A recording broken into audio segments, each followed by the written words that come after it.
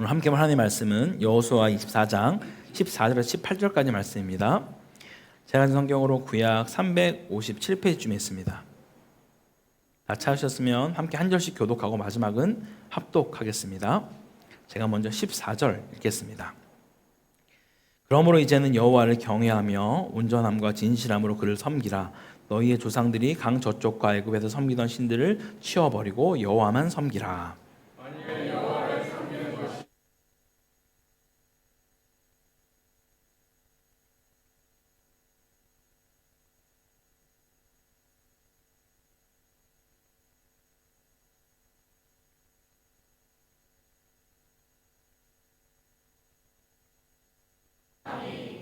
백성이 대답하여 이르되 우리가 결단코 여호와를 버리고 다른 신들을 섬기기를 하지 아니하오리니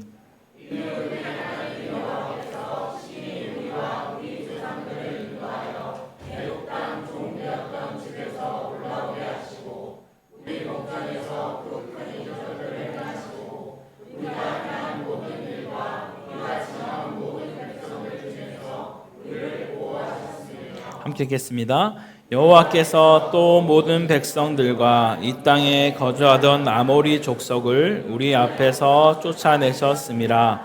그러므로 우리도 여호와를 섬기리니 그는 우리 하나님이십니다 하니라. 아멘. 할렐루야. 네, 오늘도 변함없이 주일 예배 나오신 모든 분들에게 그리스도의 평강과 긍휼과 은혜 가득하기를 간절히 축원합니다. 네, 특별히 5월은 가정의 달입니다. 물론 성경에 나오는 절기는 아니지만 많은 교회들이 지난주에는 어린이 주일, 또 오늘은 어버이 주일, 혹은 다음 주는 스승의 주일로 지키며 주님이 우리에게 주신 그 소중한 것들이 얼마나 귀한지 돌아보는 시간을 갖게 하는 듯합니다. 당연한 것처럼 여겨지는 자녀들 혹은 부모님, 선생님조차도 하나님의 은혜가 없다면 불가능하다는 것을 우리는 기억해야만 할 것입니다. 오늘 함께 여호수아 24장 말씀을 통해 오직 나와 내 집은 여호와를 섬기노라 라는 제목으로 우리 함께 말씀 살펴보겠습니다.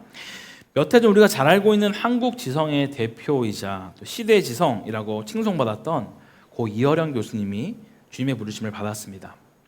먼저 주님 품에 안긴 딸로 인해 그의 믿음이 시작되었고 그는 지성에서 영성으로 라는 책을 통해 수많은 이들에게 신앙의 울림을 전해주기도 했습니다. 특히 그가 죽기 전 마지막으로 남겼던 이어령의 마지막 수업, 이 책은 삶과 죽음 또 그리고 신앙에 대한 깊은 고백을 담고 있는 책이기도 합니다. 어떤 한 기사에는 그를 이렇게 표현했더라고요. 시대의 지성으로 살다가 죽음의 스승으로 떠난 사람. 우리 속담에 호랑이는 죽어서 가죽을 남기고 사람은 죽어서 이름을 남긴다라고 하듯이 우리는 종종 무언가를 남기려고만 합니다. 재산이나 업적일 수도 있고 이름일 수도 있습니다. 그런데 죽음을 앞두고 남기는 유언은 단지 말이 아니라 그 사람의 인생 전체에서 가장 중요한 것을 담은 고백이 아닐까 생각해 봅니다. 저 역시 목회의 길로 들어설 때 가장 두려웠던 것 중에 하나가 물론 하나님이 저를 어떻게 생각하시고 평가한가가 가장 중요하겠지만 그 다음에 중요한 평가가 누구의 평가일까요? 저의 제자였던 아이들일까요? 아니면 함께 달려가고 있는 성도님들 혹은 동력자들? 물론 다 중요하지만 제가 함께 사는 가족들에게 전 어떤 사람으로 기억되고 여겨질지가 정말 가장 두려웠습니다.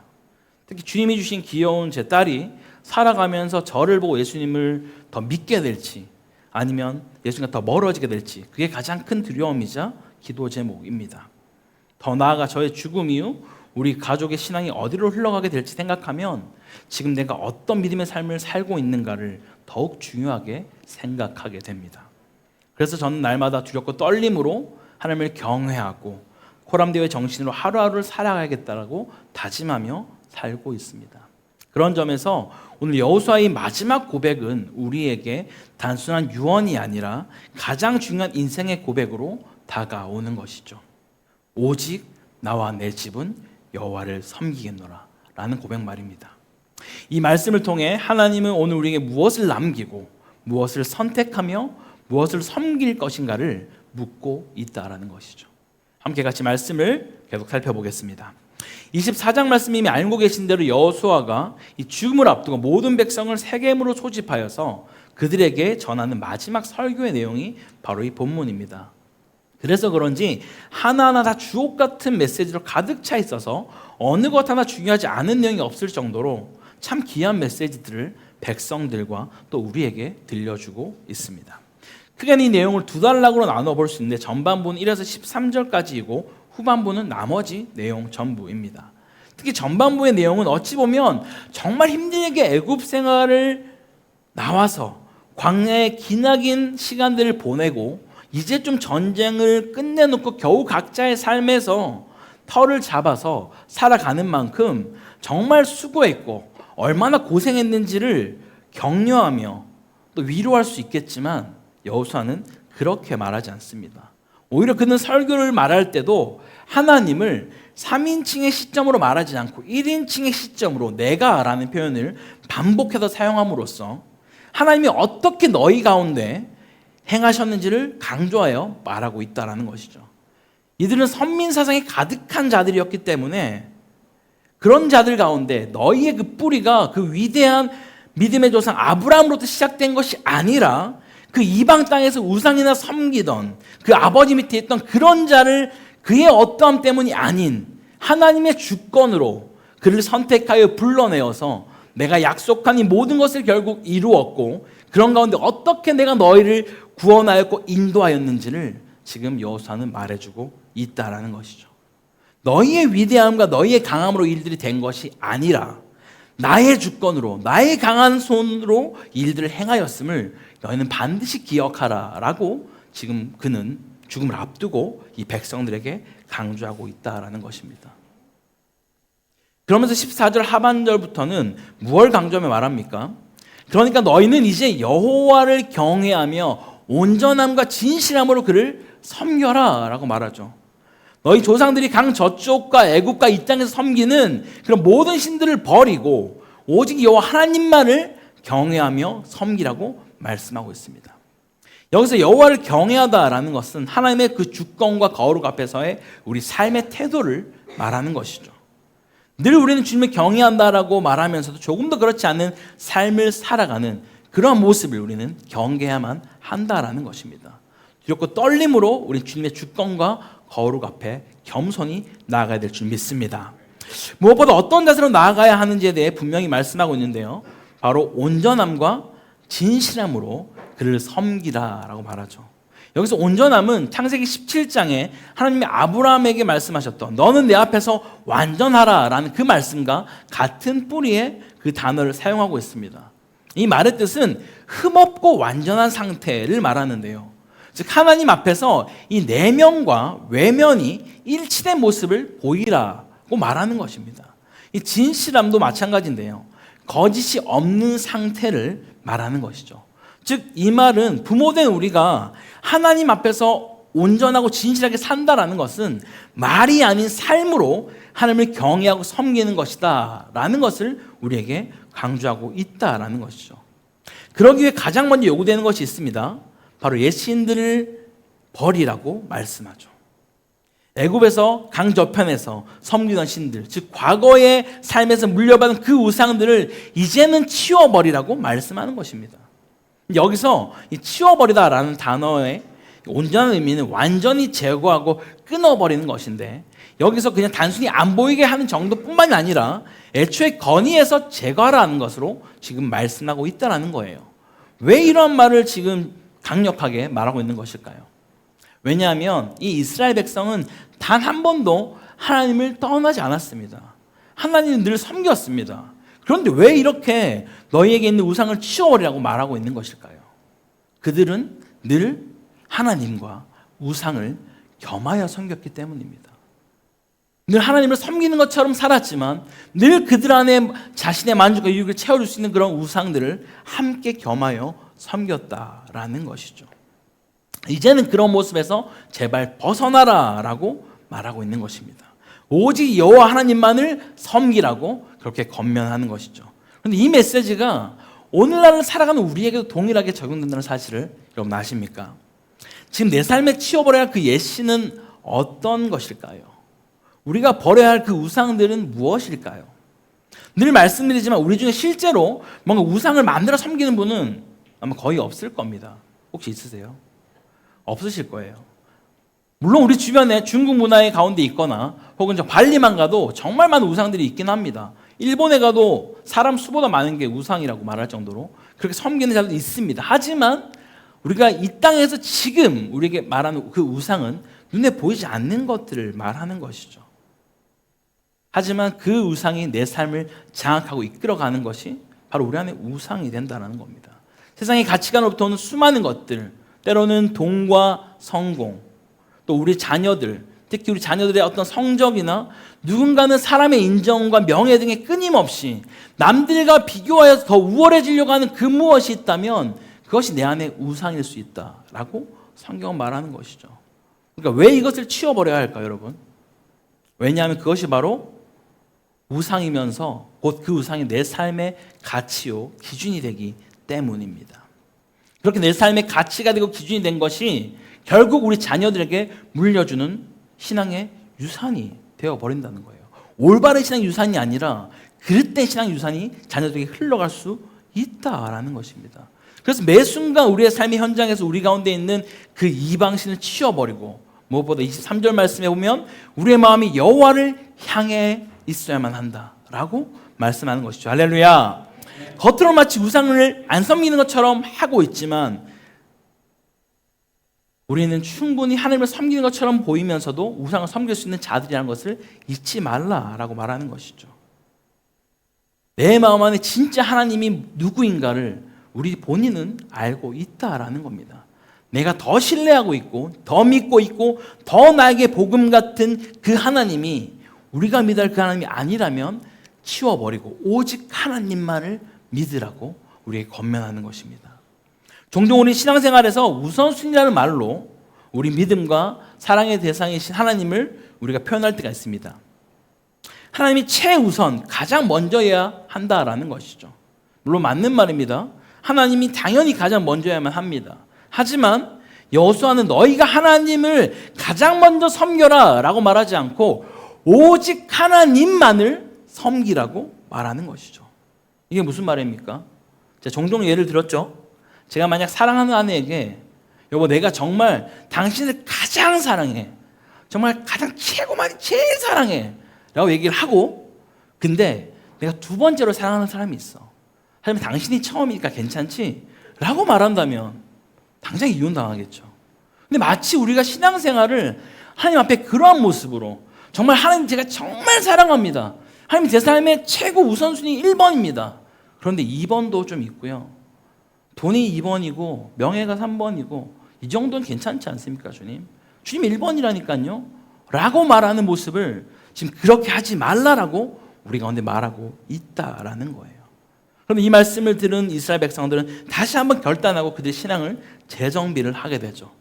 그럼 이제 우리가 여호와를 온전함과 진실함을 섬기기 위해서 옛신을 치워버리고 마지막으로 해야 할 것이 있는데요. 우리 15절 말씀을 다시 한번 같이 읽어보겠습니다. 시작. 만일 여호와를 섬기는 것이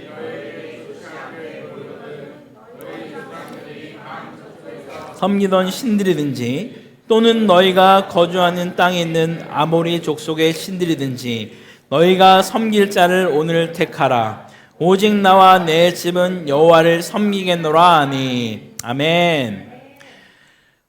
그렇습니다. 이제는 선택할 시간이 온 것입니다. 우리가 무엇을 섬길지를 확실히 정하라는 것이죠.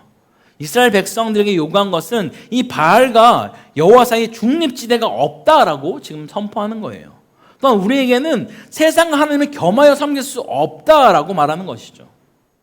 이쯤 되면 이제 신앙생활이 조금 심각해지기 시작합니다. 솔직히 나는 잘 먹고 잘 살기 위해서 수많은 그 신들과 종교 중에서 하나님을 택해서 믿었는데 이제 와서 하나님과 세상 중에 하나만 선택하라고 하는 것은 너무 좀 잔인하게 들린 것이 아닌가라고 느낄지도 모르겠습니다. 하지만 벌써 몇 번 제가 말씀드렸지만 다시 한번 그 오해가 없도록 드리는 말씀은 우리가 세상을 택하지 않고 하나님을 택한다라는 것이 세상의 모든 것이 어떤 것도 필요가 없다라는 것을 말하는 것이 아닙니다. 우리가 이 땅에 살아갈 때 의식주가 없이 살아갈 수 있는 사람이 누가 있겠습니까? 이 또 하나님이 베풀으신 일반 은총인 것이죠. 하지만 우리가 하나님을 선택한다라는 것은 이 세상의 것이 내 삶을 좌지우지하지 않는다라는 거예요. 돈이 나의 삶을 끌고 가는 것이 아니라, 명예가 나의 삶을 끌고 가는 것이 아니라, 내 삶의 근거가 되고 바탕이 되고 기준이 되는 것이 오직 하나님이다라는 것이 우리가 하나님을 택하는 것인 줄 믿으시기 바랍니다. 그런데 여기가 끝이 아닙니다. 이제 하나님을 선택하고 그만을 따른다고 했으면 됐지, 도대체 뭐가 남아 있을까요? 오늘 본문에서 섬기던 신들을 치워버리라, 그리고 여호와 하나님을 섬기라고 말했던 이 단어의 시제가 아주 중요한데요. 이 시제는 단순히 단회적인 것을 말하는 것이 아니라 지속적인 행동을 우리 가운데 말해주고 있습니다. 이 말은 곧 하나님이 아무 보잘것없는 허물과 죄로 인해서 죽을 수밖에 없는 본질상 진노의 자녀였던 우리에게 긍휼을 베풀어 주셔서 하나밖에 없는 독생 예수 그리스도를 죽이심으로 저와 여러분을 구원해 주신 알고 믿는 자들이라면 우리 인생 가운데 매 순간 선택해야 될 것이 무엇인지 분명하다라는 것을 말해주고 있는 것이죠. 지금 여호수아는 내가 하나님을 선택했었다라고 말하는 것이 아니라는 거예요. 오직 나와 내 집은 하나님을 선택했고 하나님을 선택하고 있으며 내가 숨을 거두는 그날까지 오직 하나님만을 선택할 것이다 라고 지금 말하고 있는 것입니다. 우리가 가장 많이 속는 것 중에 하나가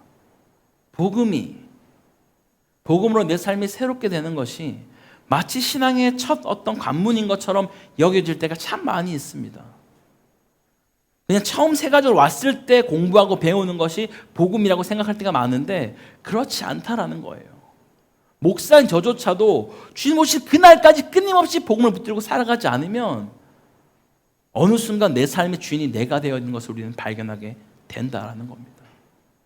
그래서 지금 여호수아가 우리에게 권면하기를 너희가 오직 여호와 하나님만을 경외하고 그 모든 신들을 치워버리고 주님만을 바라보라 라고 하는 것이 단회적인 것이 아니라 계속해서 지속적으로 날마다 십자가 앞에 나아가서 너희의 삶을 결단하라고 말씀하고 있는 것입니다. 그래서 처음에는 여호수아 1장의 모세 수종자라고 불렸던 그가 마지막 24장에는 여호와의 종이라는 수식어로 바뀌게 되는 것이죠. 왜요? 종은 누구를 따릅니까? 오직 주인만을 따라가기 때문입니다. 주님이 오늘 우리에게 그렇게 우리의 삶을 부르고 있다라는 사실을 여러분 반드시 기억하시기 바랍니다. 나는 이전에도 여호와를 선택했으며 지금도 여호와를 선택하고 앞으로도 오직 여호와 하나님만을 선택하는 그런 나와 우리 집이 되겠습니다라고 고백하는 우리 모두가 될 수 있기를 간절히 축원합니다. 우리 함께 마지막 31절을 같이 한번 읽어보도록 하겠습니다. 시작. 이스라엘이 여호수아가 사는 날 동안과 여호수아 뒤에 생존한 장로들 곧 여호와께서 이스라엘 위하여 행하신 모든 일을 아는 자들이 사는 날 동안에 여호와를 섬겼더라. 아멘.